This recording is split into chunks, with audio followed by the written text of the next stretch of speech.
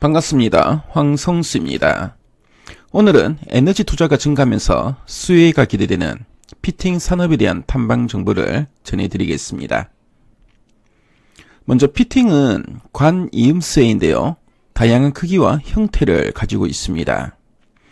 피팅의 전방 산업에는 정유, 화학, LNG, 조선 및 해양 등이 있습니다.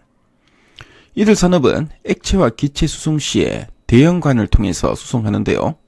이때 방향을 변경하거나 다른 관 간에 연결을 할 때 피팅이 사용됩니다. 전방 산업에 플랜트 투자가 증가하면 피팅 업체는 수혜를 입는 구조인데요. 엑선모바일, 쉐브론 등 에너지 업체가 EPC 업체에 에너지 투자 발주를 주면 EPC 업체가 프로젝트를 시행하면서 피팅 업체에 발주를 주는 구조입니다. 피팅 업체들은 EPC에 직납하거나 유통사를 통해서 EPC 업체에 납품하는 형태를 띠게 됩니다. 피팅 산업의 정확한 시장 규모는 산정하기 어려운데요. 다만 수출입 데이터를 토대로 추정해보면 에너지 부분에 투자가 증가하면 피팅의 시장 규모도 증가하고 반대로 감소하면 줄어드는 성격을 띱니다.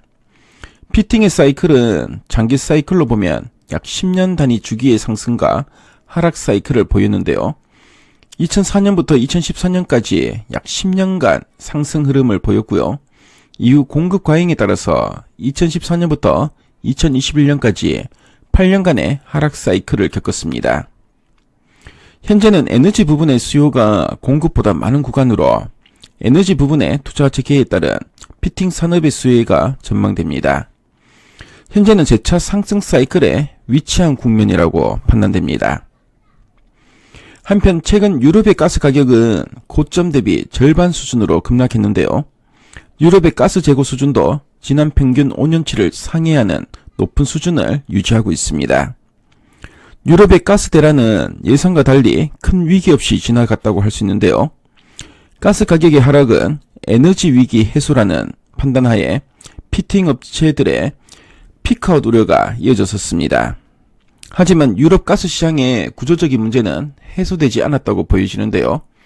유럽 자체의 수요 감축 노력과 중국의 인위적인 셧다운에 의한 수요 감소 요인이 더 큰 효과로 나타났다고 할 수 있습니다.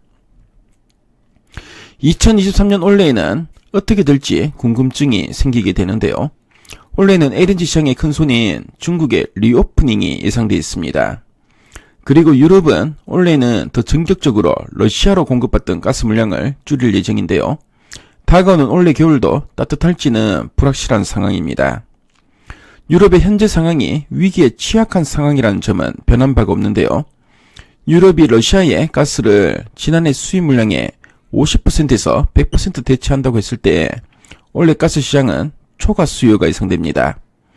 만약 올해 겨울이 따뜻하지 않다고 가정했을 때 가스 시장의 문제는 또다시 불거질 수 있어 보이는데요. 주요 가스 수출국들의 가스 터미널이 순차적으로 완공되고 물량이 생산되는 2025년부터 점차적인 해소가 될 것으로 전망됩니다. 러시아가 유럽으로 수출하던 물량의 우회 물량을 고려하더라도 상황은 다르지 않은데요. 유럽이 러시아 가스 수입 물량에 절대적으로 의존하듯 러시아 역시 유럽 가스 수출로의 의존도가 절대적이기 때문입니다. 유럽으로의 수출 물량이 끊김에 따라 이 물량들 중 일부는 LNG 혹은 중국 동부 지역 터미널 위주로 늘어나게 될 것으로 보이는데요. 하지만 유럽으로 가던 물량을 대체하기까지는 상당한 시일이 소요될 전망입니다. 가스 생산량이 충분하다고 하더라도 수출 물량을 늘릴 수 있는 터미널 인프라가 부족하기 때문입니다. 유럽의 이번 겨울 날씨가 따뜻한 것을 예상하지 못했듯이 가스 가격 전망은 불확실성이 높습니다. 가스 관련 문제는 언제든지 불거질 수 있어 보이는데요. 이는 구조적인 문제입니다. 구조적인 수요 공급 불균형 상황이 바뀐 것은 없는데요. 지나치게 높았던 가스 가격은 수요 파괴를 만들었습니다. 하지만 가격의 하락이 곧 에너지 부분의 투자 피크아웃, 피팅 업체들의 멀티플을 낮출 요인은 아니라고 판단됩니다. 그리고 올해는 공급 부분의 문제가 해소되지 않은 상황에서 주요 수요 주체인 중국의 수요가 본격적으로 증가할 수 있는 구간입니다. 유럽의 가스 문제는 카타르와 미국의 LNG 물량이 본격적으로 수출되는 2025년부터 2026년 전까지는 계속해서 불안정한 상황이 지속될 것으로 전망됩니다. 그리고 지금의 원유 가스의 수요 공급의 불균형은 해양 플랜트의 턴어라운드와 발주로 이어질 전망입니다.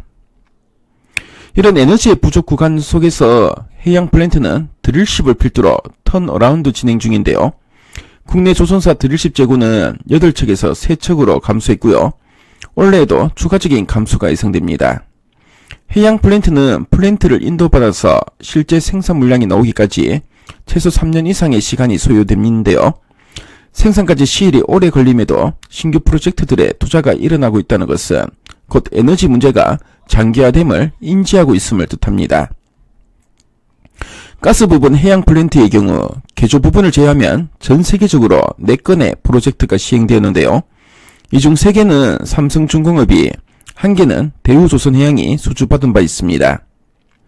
FLNG는 기존 육상 LNG 프로젝트와 비교해서 부지 확보와 주변 지역 안정성 문제들이 자유롭다는 점에서 기존 가스전 프로젝트 대비 빠르게 진행될 수 있다는 장점이 있는데요. FLNG 부분에 추가적인 수주가 기대됩니다. 원래 2건에 이어 차년도에도 꾸준한 수주가 기대되는데요. 해양 플랜트 수주는 곧 국내 피팅 업체의 전반적인 수혜로 이어질 것으로 전망됩니다.